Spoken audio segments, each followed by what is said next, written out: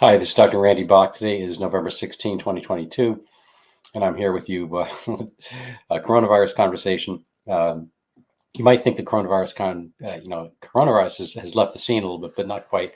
I'm going to try to uh, talk on what is essentially the Omicronniversary, my own word. About a year ago, Omicron came onto the scene, as it were, and uh, it's been an interesting flight. I don't think there was much there, as Gertrude Stein once said about Oakland, I think it was. Um, and, it's been kept kind of as a placeholder for something bad that might happen and something bad for which your public health superiors would need to intervene. Um, I'm going to try to make this session short. Some people have wanted me to give the 5-minute version of everything.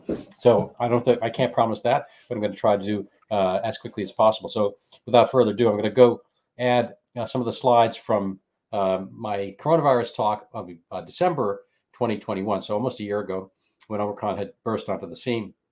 It was in South Africa first, and I have a physician friend in South Africa, and he had experience with it for a full month or two before we ever got it here, and there was very little going on with it, and so we had kind of a clear view of what it was and was not, and it wasn't doing anything in terms of real. I mean, everyone gets sick, I guess, with a cold, but not very sick at all, and it wasn't doing very much of anything. But nonetheless, there've been all kinds of restrictions. I'm in Massachusetts, and I'm a physician, and still here, despite having a Republican government. We're going to flip over Democrat. It's very shortly.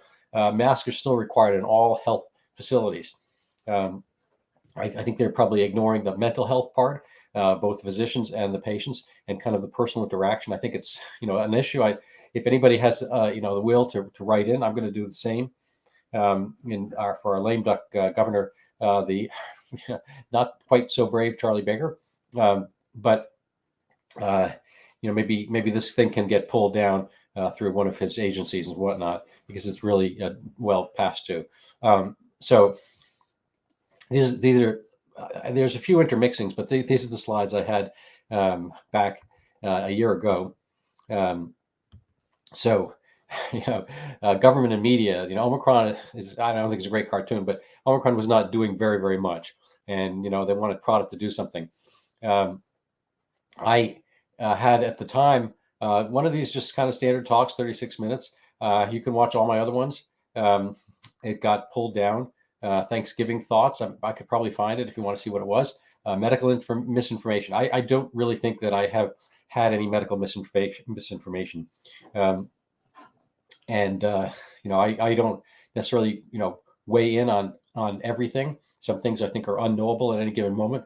For instance, the medication treatments, ivermectin and HCQ, when they came up, I was arguing on a freedom basis that people should have the right to try, as they had for that right to try bill for, cancer drugs when they had no other options. So at the time in the year when there are no other options, in 2020, we were still waiting for a vaccine. I think it was perfectly reasonable to try medications. And even after that, ditto, people, have that right. It's their bodies and so forth, our bodies.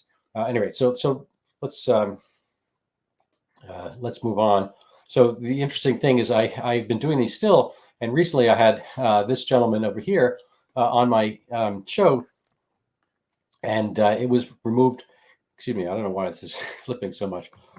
Sorry about that. It's dizzying. It was removed from YouTube and also from Facebook. So it is on Twitter. I'll show you the link shortly.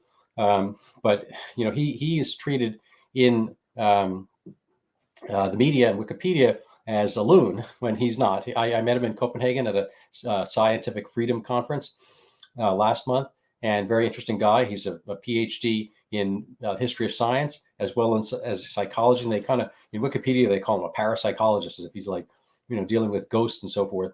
But he's really a historian of those phenomena and the treatment and whatnot. And, we have, I don't know if you want to call it souls or spirits, but we don't necessarily react the same way a computer does. And so there are ways that people are impressionable, whether hypnosis works or not.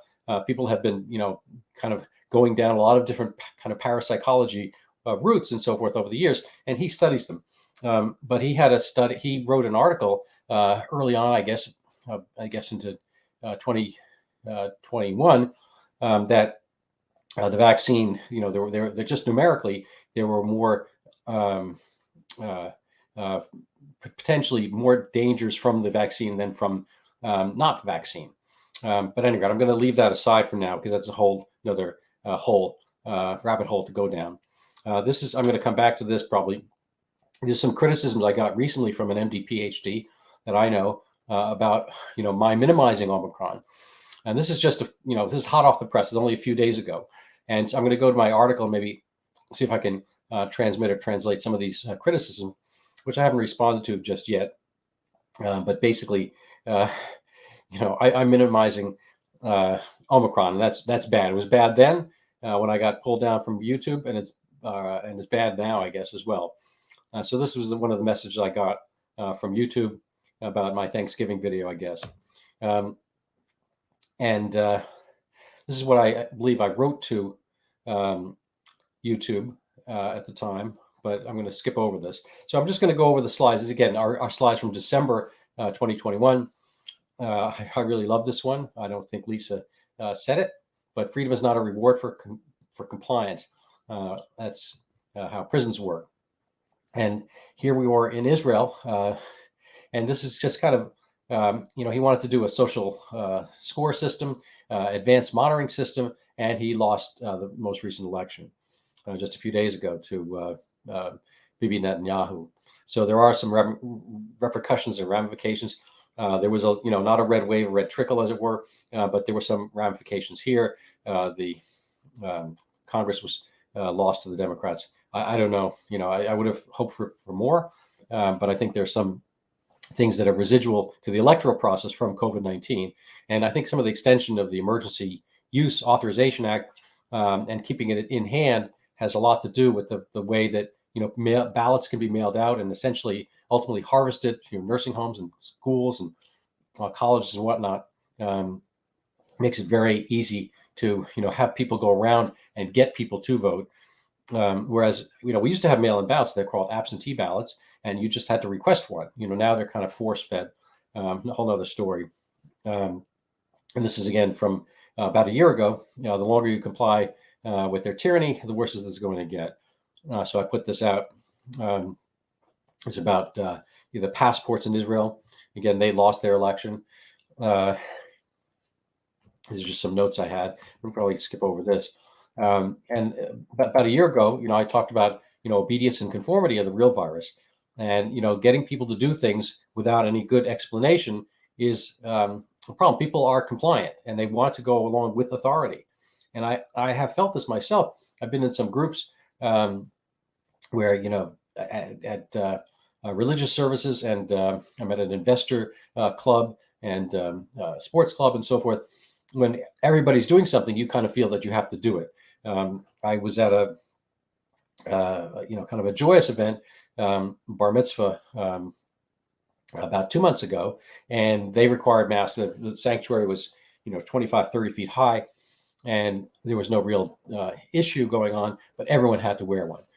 When they went to the reception where they're having some lunch and whatnot, everyone didn't wear one. It was the same exact size room, the same exact people, and frankly, they were closer together eating. But people do things, and they do things because they're compliant. And the people who rule, that's their edge. So here, we see some of the absurdities again. A year ago, the people in the background who are younger are less susceptible to having illness from COVID, and they have to wear the mask. It's kind of a you do it because we make you do it. This was Britain, England, and the Tory campaigners were crowded into a small room. At the same time, they were telling everyone to stay away. So just kind of the scorecard realm, Naftali Bennett lost, and Boris Johnson got overturned basically from this photograph and all the flack from this. So there are ramifications. We serve pork, we do not serve sheep, so take off the stupid mask. Here's some of the secondary problems from all this COVID stuff. I'm sure we're going to see a lot more. This was kind of my own query about the hand sanitizer, their danger. All those people wore a mask while alone in the car, the new outdoor seatbelt. So I like this one. Remember when everyone knew pro wrestling was fake and they finally admitted it and the fans didn't care and continued to watch anyway? I don't know. There's some aspect to this. I see young people all the time at the tennis club. It was indoors, and there's a swimming group there, a swimming instructor, and they're young, 20s and 30s. And there's one woman, I think she was probably 28 or so. She's got a mask on. She's not near anybody, and she was taking her food out, and she's not sitting anybody. I was just waiting for take the mask off. I don't know. Maybe she'll survive. I hope so. These are just some things that people are trying to have a mask but have greater air circulation. So what's the point of a mask? Not forcing you, just taking away everything until you consent. So I think there's a word for that. Harvey Weinstein, I think, is going to have his trial soon, but this was an item back a year ago. Anyway, so people get angry when you challenge their fear bubble. I unfortunately, I am one of those challenging people. Maybe I'm challenged. This is a basketball player last year, I think, wearing the mask, the chin bra variety, and this is Elvis back in the day. So let's see if I can get back to my reality here. So that's just kind of a walk down memory lane. I'm going to just kind of touch on a few other items. I think we lose sight of the fact that as bad as things have been here, we've been relatively lucky. Things were worse in some of the parliamentary systems, Canada, Australia, New Zealand. Because when you have a parliamentary system, there is rule by the majority. Basically, it's a tyranny of the majority if things go bad. So I've always said that one of the not necessarily good parts, but one of the instructive parts about COVID-19 is how sturdy is your government. It's kind of a stress test for the government and the surroundings you have. We have federalism, so we have 50 different states. We have kind of separated our jurisdictions out, and nobody takes as much power as they do, say, in an authoritarian place like PRC China. And that's probably what we're going to look at right now. You may or not be aware that may or may not be aware that China has zero COVID policy, and this is contemporaneous. This is happening right now as we speak. I'm really on the wrong piece here, but I'm going to just probably pull this up here. Whoops, I lost it. So sorry about that. So I assume you can see the video here. This is protests in China as zero COVID curbs spark unrest. And there are loads of these people running through the streets and being chased by guys in white. I think the BBC has pictures of trucks overturned, and the videos. I don't know what they're delivering, a TV or something like that. I don't know. They have people literally locked down. They have these tall buildings in China, and they're like vertical jails. It's a crazy system. So I recommend you search the word zero COVID, because that is just craziness. There's some of the BBC, that same truck, things overturned, people running and riding in the streets. China does not want this. So people, and Chinese are frankly like that experiment. They're very compliant for the most part, and they kind of want to get along. They're not necessarily, trained to stand out. And here people are doing it. This looks very Star Wars-ish. I don't know. You tell me. God bless them, and I hope they are able to, move along.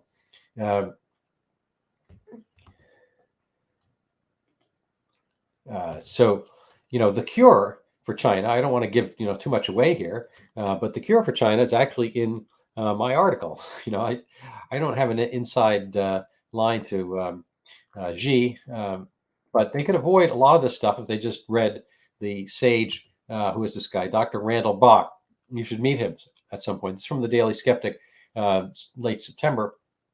But basically, I could have written the article back in a year ago, because I had the notes for this at the time. But the article basically, I think it's a great article.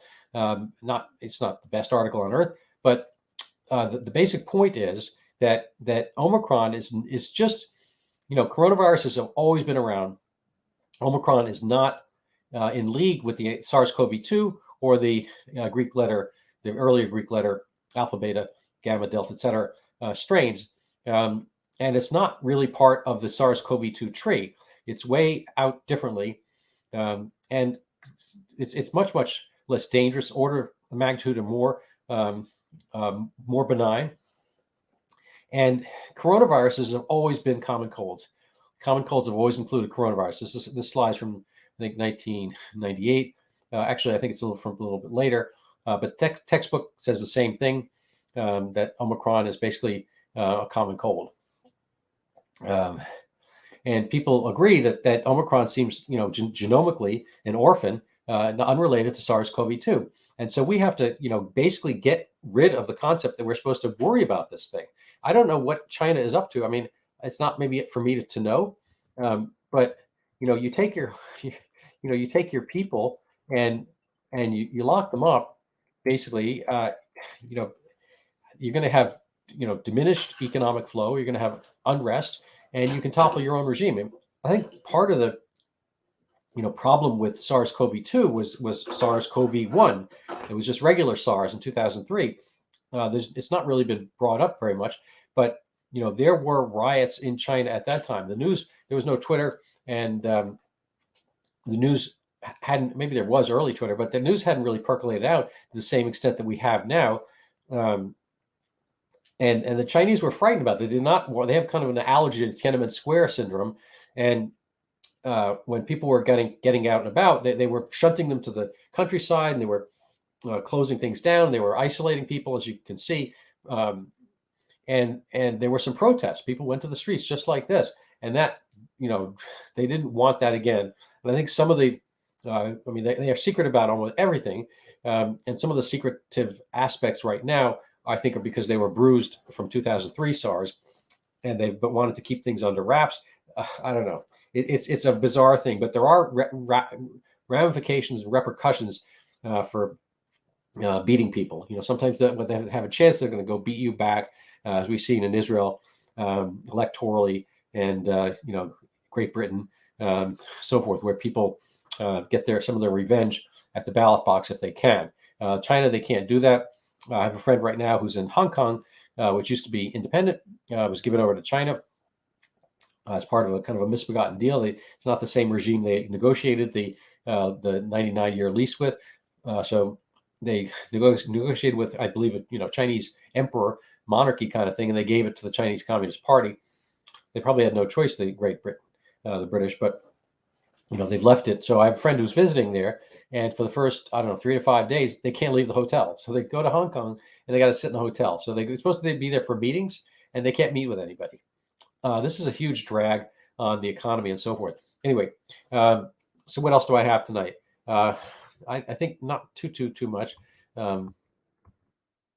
Just see if I, it's nice that, Alex Berenson is back on Twitter. So I recommend you go look at his feed. He's got some good stuff. This is a great 99-second, get you up to speed on Sam Bankman-Fried. And some people, look at the similarity to some of the, well, I'm going to leave that out. I'm going to leave that kind of, I'm not an expert on this. I'm not going to talk about it. But anyway, just getting to my friend Harold Wallach. This is his Wikipedia page. You can find my interview with him on Twitter. I recommend you listen to it, and you tell me whether it should have been taken down from YouTube. And I think probably going to leave it there for tonight. I have a little bit of a cold myself. I just want to say this one thing about my cold. So my congregation, somebody is not feeling well, and he said, I can't believe it. I've done 3 COVID tests and they're all negative. I mean, I wish him the best. I hope he feels better. But, people historically get sick. And before we had COVID tests, they got sick, they got better. If you're going to be sicker longer, yeah, go see a doctor and whatnot. But really, we've kind of divorced. We have this COVID test. We think that determines everything. But really, these, whether it's COVID or anything else, whether influenza, you can die just as easily from influenza, or frankly, from a bad case of the common cold if it turns into pneumonia and whatnot. But judge based on the symptoms. Stop with the tests. I've had, it's not a major blow to my body or lifestyle, but I can't tell you how many times in the last year I've had, appointments or a tennis game or, with somebody, and it's like, oh, I can't make it. I turned positive. It's become kind of an excuse thing. There was a great, I don't watch Saturday Night Live, but apparently somebody sent this to me. They did a fake commercial kind of thing. Basically COVID-19. It's the great excuse. It never stops giving. So people are like, oh my God, I'm going to take 5 days at home, and they're watching their Netflix and whatnot because of COVID-19. It's a little, I don't know if it's like that. I don't think people are avoiding me per se because there were other people inviting me for the tennis game and so forth. But people have, disbanded their appointments because they turned positive. I'm like, well, do you feel sick? No. If you hadn't heard of this test, would you be out there? Of course, but I don't want to do anything to you. It's like, you're not going to do anything to me. We're outside playing tennis. Like, people need to get kind of a sense of rally, get a grip and whatnot. So things have kind of moved along. I'm happy to say in my little civic organization world, and it's not to say I'm right or I won. I think people just kind of eventually figured it out that the war is over. They can come out of the bunkers and whatnot. Anyway, I hope you do the same. If you like this, please let me know. Pass it around, share it. If you have any topics we can discuss in the near future, I'd be happy to listen. I actually recommend and commend you to watch a video I have another channel called Get Your Life Back on YouTube, and it's also on the on Facebook. And I have it's on it's on my YouTube stream as well. I interviewed an attorney, Jim Gottstein of psychrights.org, and it's not coronavirus, but he has a lot of skepticism about psychiatric medicines for schizophrenia. And I have some experience, treating and whatnot, minimal. I give him some pushback. He said, I have some sympathies, hard to say, but I think it's a reasonable thing to watch because, there are people, there is money to be made. You used to say, if you don't pay for Facebook or you don't pay for Twitter, then you're the product. Well, in medication, not quite the same way. In the medical world, not quite the same way, but in a certain sense, it's not an open market. It's not like buying shoes and whatnot. You go and sometimes people are buying things for you, especially in the psychiatric world. They are applying the medications to you, not necessarily hunting or shopping for these things. I understand that there's some greater good. You have to figure out, in schizophrenia's case, whether somebody's dangerous before they can be, kind of let out and whatnot. And treatment, might be the way to go. Anyway, I leave that as an open topic. Take a look at it if you like. Please share this. Let me know. Blah blah blah. And what else? My book is going to be published soon in Brazil. I'd like you, talking about you, I'd like you to go buy a copy on Amazon and read it. Please give me a review, hopefully positive. This is the book, Overturning Zika, and we're going to have a new cover in Brazil. And I should be having an article coming out soon. I've been working really hard as an explanation for the whole Zika thing. So, I hate to say it, but it's probably true. I am the world's #1 Zika skeptic. As far as that pandemic, I don't think anybody else has been, just taken the time to dissect it. I have a lot of time, and this many pages, I don't know. It's a lot of stuff in here. I've been updating it. I've got some new information, and maybe I'll spend another broadcast if you're interested going over that. Anyway, have a good night. I hope you survive Omicron. And if not, well, it was nice, while we had you. Anyway, I'm teasing. I hope everyone does well. If you have health issues, go see people. But I think Omicron at its anniversary, and frankly, the day it came on the scene, was not all that dangerous. So have a great night. Thanks.